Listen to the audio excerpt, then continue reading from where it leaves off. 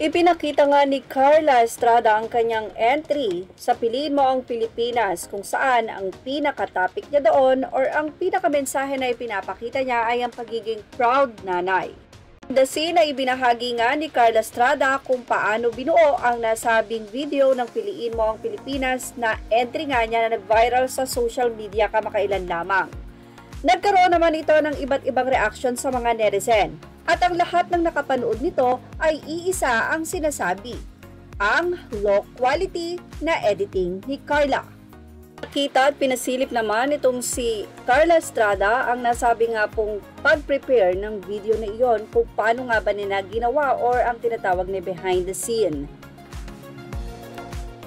Makikita sa behind the scene ang effort na ginawa ni Carla Estrada ang nasabi nga pong pagpapalit nito ng damit, ang pagme-makeup, ang mga headdress na kanyang isinuot at ang team na kasama niya sa pagbuo ng nasabing Piliin Mo ang Pilipinas entry video.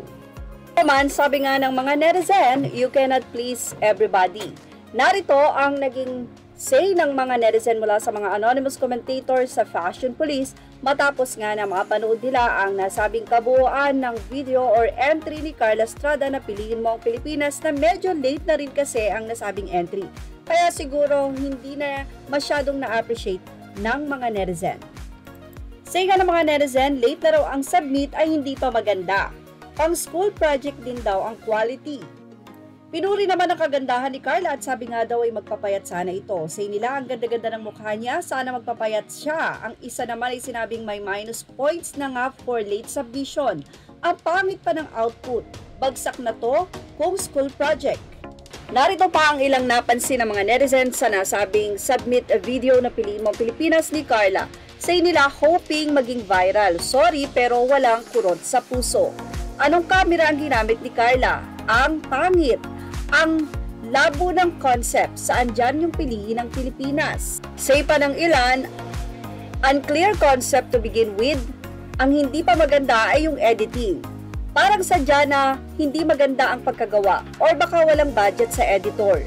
Nandiyan na rin lang para sana binonggahan niya na lang get a professional editor and videographer.